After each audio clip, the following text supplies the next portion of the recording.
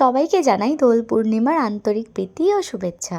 এই বছর তো আমরা দারুণ রং খেলেছি। তোমরা কারা কে কেমন রং খেললা কমেন্টে কিন্তু অবশ্যই জানিও। চলো তোমাদের সাথে সেটাই শেয়ার করছি। দোল পূর্ণিমার দিন আমরা কোথায় গেলাম রং খেলতে। ফার্স্টেই চলে গেছিলাম জেঠু বাড়িতে মেয়ে বৌদিকে রং দেওয়ার জন্য। তো সেই ক্লিপটা আমি নিতে ভুলে গেছি। তারপরে জেঠি আর বৌদি মিলে আমাদেরকে যেভাবে রং দিল তোমরাই দেখো। রাস্তায় যেতে যেতেই আমরা দাঁড়িয়ে পড়েছিলাম একটা লস্যির দোকানে, যেটা কিনা হোলির দিন না খেলে একদম হোলিটা ইনকমপ্লিট থেকে যায়। সেটা হচ্ছে এই ভাঙের লস্যি। আমরা একটু সামান্য পরিমাণে ভাং দিয়ে লস্যিটা ট্রাই করেছিলাম, খুব ভালো লেগেছিলো। আর তোমরা কারা কারা ট্রাই করলে হোলির দিনে ভাঙের বড়া, ভাঙের শরবত, ভাঙের লস্যি? লস্যিটা খেয়েই আমরা রওনা দিয়ে দিলাম বিধাননগরের উদ্দেশ্যে, যেখানে আমি একদম ভিডিও না নিলে যে থাকতেই পারি না সেটা হচ্ছে এই জায়গাটা। এই মহাদেবকে দেখলে আমার সত্যি ভীষণ ভালো লাগে, আর আমি যতবারই যাই প্রত্যেকবারই এই ভিডিওটা নিই। প্রত্যেকেই বেরিয়ে পড়েছে রাস্তায় রং খেলার জন্য।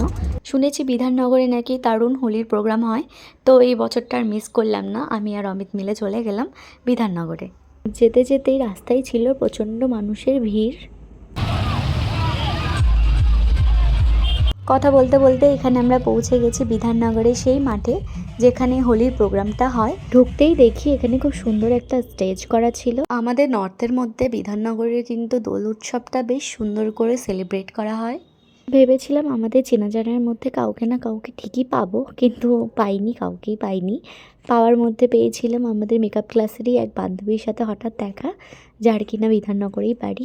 দেখতে দেখতেই কিন্তু এখানে ভিড়টা আস্তে আস্তে বেড়েই চলেছে, এবং দেখো এখানে সবাই প্রত্যেকে কি সুন্দর করে দোল উৎসবের আনন্দ উপভোগ করছে। দেখে তো আমাদেরও নাচতে ইচ্ছা করছিল, কিন্তু ওই যে বললাম না চেনা জানা সেরকম কেউই ছিল না।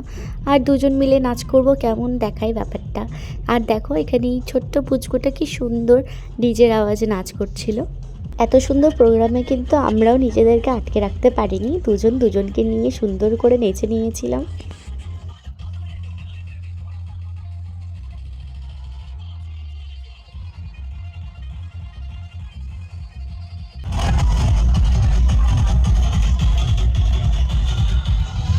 দিন আমরা ওখান থেকে চলে আসলাম একটু মেলার দিকে। এখানে বসেছিল ফুচকা, যেখানে আমরা ফুচকা খেয়ে নিয়েছিলাম।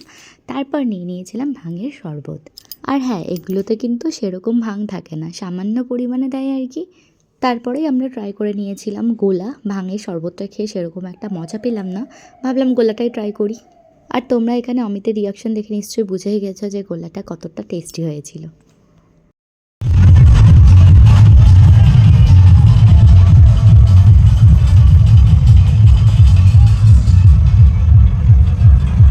তারপর আর কি আমরাও বেশি লেট করলাম না, যেহেতু আবার বাড়ি ফিরতে হবে, অনেকটাই রাস্তা আছে, তো তাড়াতাড়ি আমরাও বেরিয়ে পড়লাম। আর এখানে কিন্তু খিচুড়ি দিচ্ছিল, তো আমরা যেহেতু দুপুরে ভাত খাবো বাড়ি গিয়ে, সেই জন্য আর খিচুড়িটা নিলাম না, বেরিয়ে পড়লাম।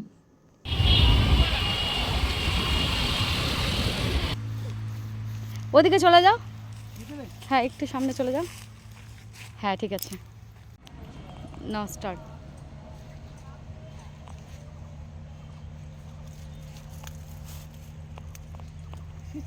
রাস্তায় চাপাতা বাগান দেখেই আমরা দুজন দাঁড়িয়ে পড়লাম একটু ভিডিও করার জন্য।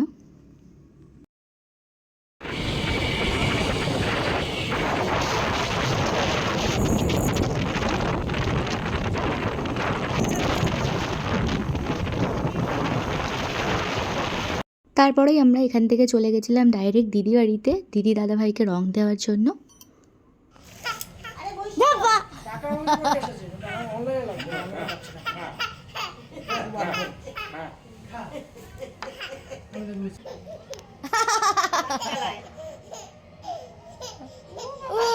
টাটা,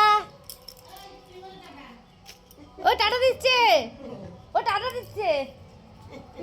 বাড়ির থেকে বেরিয়েছিলাম কিভাবে আর বাড়ি ফিরছি দেখো কিভাবে ভূত হয়ে, সবাই মিলে একবারে ভূত বানিয়ে দিয়েছে।